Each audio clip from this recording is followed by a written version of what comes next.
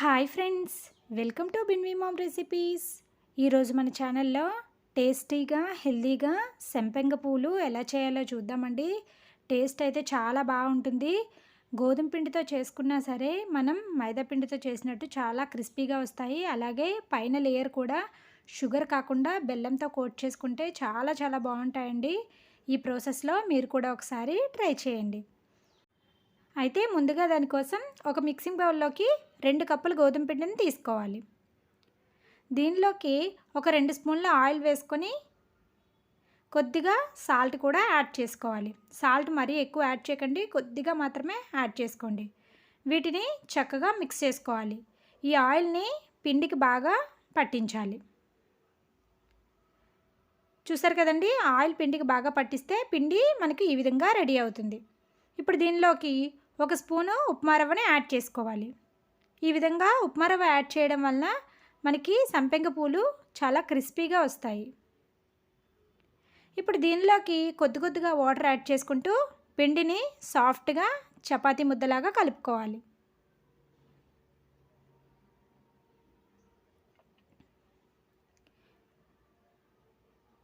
ఈ విధంగా సాఫ్ట్గా కలుపుకున్న పిండిని ఒక 20 మినిట్స్ పక్కన పెట్టుకోవాలి.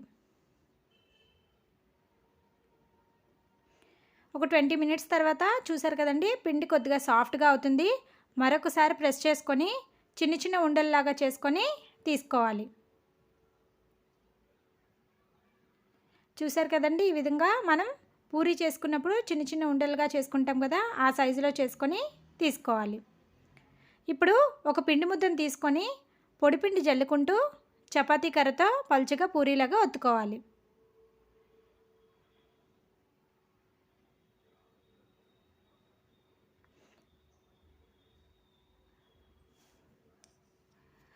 చూసారు కదండి, ఈ విధంగా పలుచగా ఒత్తుకున్న తర్వాత కట్టర్తో సైడ్స్ని కట్ చేసుకోవాలి. అంటే మనం దీనిని ఒక రెక్టాంగిల్ షేప్లో రెడీ చేసుకోవాలి.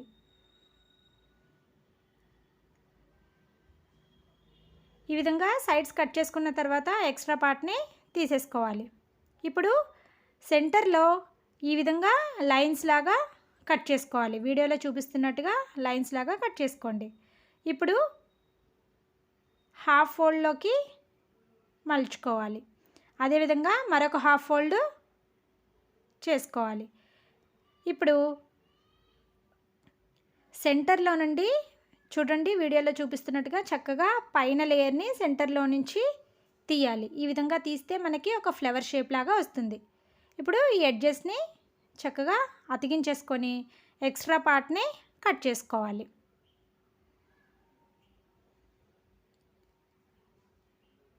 చూసారు కదండి, చక్కగా మంచి షేప్ వస్తుంది. అన్నీ ఇదే విధంగా రెడీ చేసుకోండి.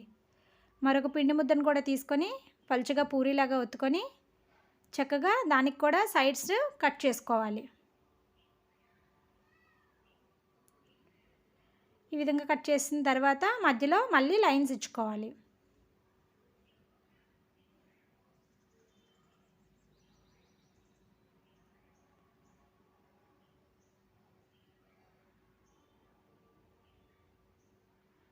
తర్వాత హాఫ్ ఫోల్డ్ చేసుకొని మరొక ఫోల్డ్ చేసుకొని మధ్యలో నుంచి పైన పార్ట్ని మధ్యలోంచి తీసుకోవాలి. ఈ విధంగా చేయడం వల్ల ఈ సంపెంగ పూలు ఫ్లవర్ షేప్లో చాలా బాగా వస్తాయండి.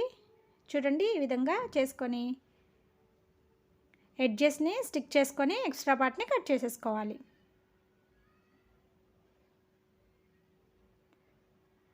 అంతే అండి, అన్నీ ఇదే విధంగా రెడీ చేసుకొని పక్కన పెట్టుకోవాలి.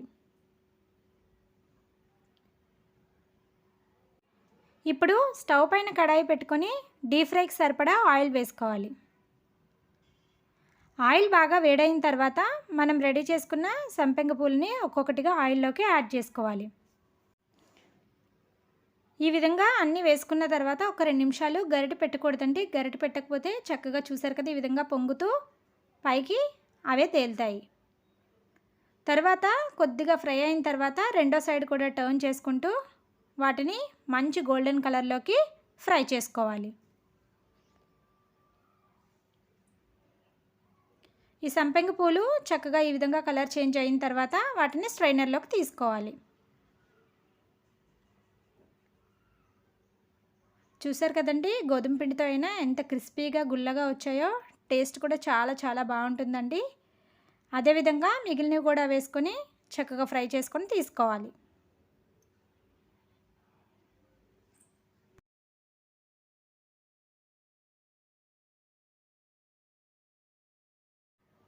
ఇప్పుడు పాకం కోసం స్టవ్ పైన ఒక పాన్ పెట్టుకొని 1 కప్పు బెల్లం వేసుకొని కొద్దిగా వాటర్ వేసుకొని బెల్లాన్ని కరిగించుకోవాలి. మనం 2 కప్పులు గోధుమ పిండి తీసుకున్నాం కదండి, అందుకని 1 కప్పు బెల్లం తీసుకోవాలి. బెల్లం చక్కగా ఈ విధంగా కరిగిన తర్వాత పాకాన్ని చెక్ చేసుకోవాలి. పాకం మనకి ముదురు తీగ పాకం కంటే కొంచెం ఎక్కువ రావాలండి.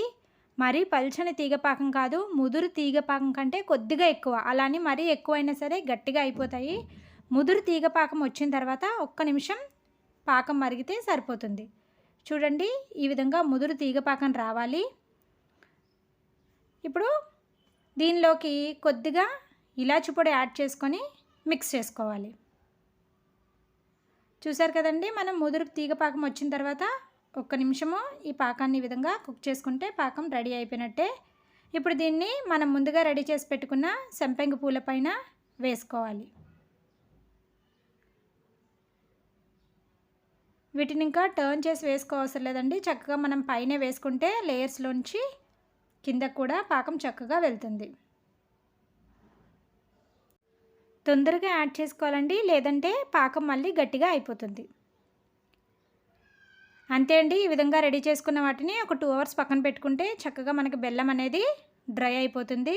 ఎంతో టేస్టీగా ఉండే సంపెంగ పూలు రెడీ అవుతాయి. టేస్ట్ చాలా చాలా బాగుంటుందండి. ఈ ప్రాసెస్లో మీరు కూడా ఒకసారి ట్రై చేసి కమెంట్ బాక్స్లో కమెంట్ చేయండి. ఇలాంటి మరెన్నో ఇంట్రెస్టింగ్ రెసిపీస్ కోసం please subscribe our channel and hit the bell icon. Thank you for watching.